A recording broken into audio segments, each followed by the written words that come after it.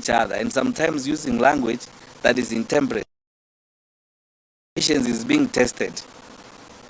Some of these things are done by government so that we can fight amongst ourselves. We must refuse to walk down that.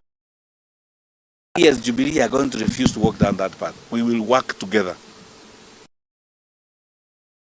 to ensuring that unity prevails, to ensure stay together and move forward to deliver this country challenges it now faces. The worst, the crime and insecurity initiated, supported by elements of government. Finally, before I finish, you wonderful people in the press, I want you to check this on your own.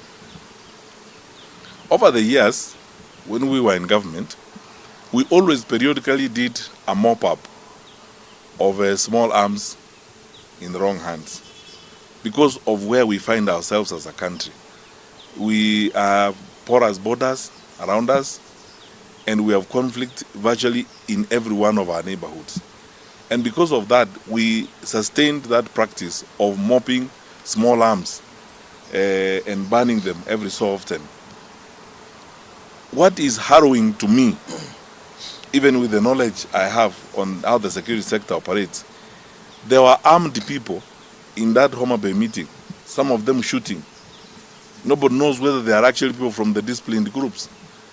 My sense and suspicion is that there are far too many small arms in the wrong hands in the country, which is now fueling up the confidence of criminals and criminal activity. Now, how do we go to an election in that kind of environment? I don't want to say we're asking the government. This is common sense. It's something they know they ought to do. It's something they know they ought to do. And if they are not doing it, they are not doing it deliberately because they have an end they want to achieve. I cannot imagine how, with the kind of security resources we have in the country and the kind of infrastructure we have, we could see the violence in the scale of what we saw in Homabay. For 2 days, a rural county in Kenya is actually under the spell and control of criminals. For 2 days. And we behave as if this is normal. I have done my duty as a leader on behalf of my colleagues. I have pointed out to the country and I have warned that we have begun our final descension into chaos and anarchy in this country. The question is, what are we going to do as a people? My suggestion is we will have to sit down, consult all actors and choose which path we are going to follow. Because we are beyond that idea of saying we condemn what happened yesterday. We are beyond condemnation. That's what we do every time. And they know, I want to tell fellow Kenyans, people know that I usually speak bluntly this way. Let's stop this pretense. You know, we are not dealing with a normal situation now in the country. We are not. Where? When you see those kinds of things happening, and who will tell me? Who? The county commissioner or the regional commissioner to tell me that that kind of stuff would happen in your area of jurisdiction and you don't have backing from your bosses to witness that kind of nonsense going on there, where citizens are being hurt and being maimed because of politics in broad daylight. The government has chosen that. That's why it's happening.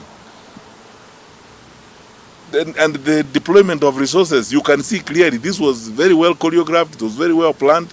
You don't have to be you can tell the amount of resources being involved, the level of mobilization. The leaders in that area who are organizing that had been swearing all week. And no one is arrested these days, no one is charged in a court of law with that kind of violence. The level of impunity has gone to new levels. And so the question you ask is, do you actually believe that you can continue doing that in this country for the next 11 months and hope that there will be a country after that? The greatest question to Kenyans today and always is, which way Kenya? Are we going to allow our country to burn? Because it's clear, we have begun that path. Or are we going to allow our country to be destroyed? We must answer that question with a resounding no and follow it up with action. The action is we will sit together and figure out what legal way do we go forward, what do we do. All of us who are interested in the stability of the country, political power and all these things are secondary to the lives of our people, to the stability of our nation. Kenya is much more important than any one of us. This is something we have to think and act about. Thank you. Crispin, yeah, I'd say it, we are good. And I mean, unless there's something burning on this particular subject, please.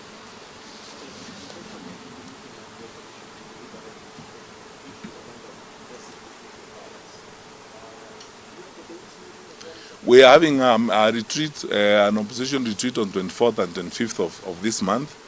And among other things, of course, we are going to discuss the electoral environment and what we need to do as we go forward. And we are going to try to reach as many Kenyans as possible within the leadership and decision-making community. The focus being my brothers and sisters. And many of you who are here at this press conference are people, smart, very well-educated people. Do you actually think this is the way we should run our country? Do you think this is the way we should manage our country? I mean, how?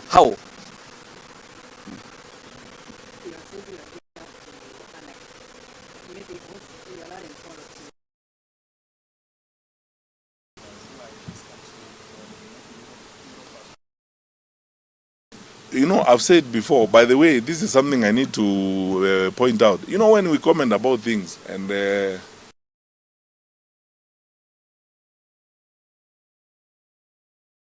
written on Kenya in the countdown to elections, predict that we are going to have violence. The Kofi Annan Foundation, I mean, the report is now public, you can see it. I saw the other day a report that was done by private investors from EU are interested in Kenya. I even made an interview I did each other, and sometimes using language, raising issues about the security of the country going forward because of these wounds and the level of crime in the country.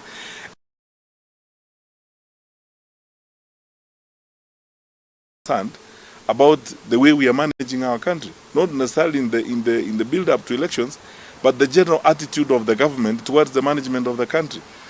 You know, when you look at our leaders and the kind of speeches that come from their mouths, it's shocking. You wonder whether we live in the same place.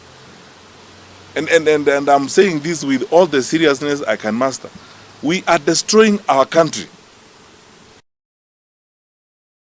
for purposes of politics. The president and the government are playing, you know, just for survival.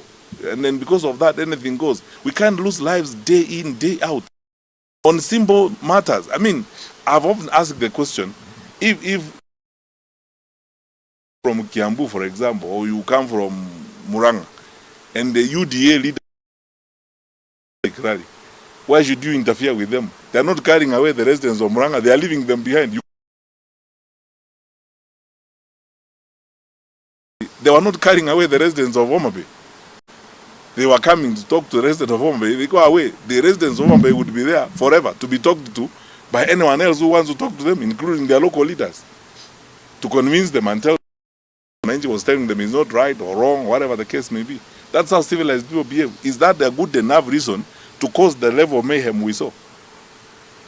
So we have a problem. You know, let's stop this pretense. We have a serious problem. And it's abundantly clear the government has chosen, the president and the government have chosen this as a way of life. Because there is no way, I can tell you, trust me, I have been a minister of security. There's no way that scale of work could happen without the knowledge of the president. Because the president is briefed, you know, regularly when these decisions are happening. So, and I've said before, I know these people. I know the Inspector General of Police. He was my GSU commandant for the 5 years I was a minister. Kanja was my GSU commander. He's a good police officer. I can't understand what is going on. It must be politics that is interfering with what they're doing. The question I keep asking myself is, I mean, what is it that is causing you to sacrifice even the years of your career and the service that you have rendered to this country to ignominiously and very miserably come to the end of your career in this kind of manner.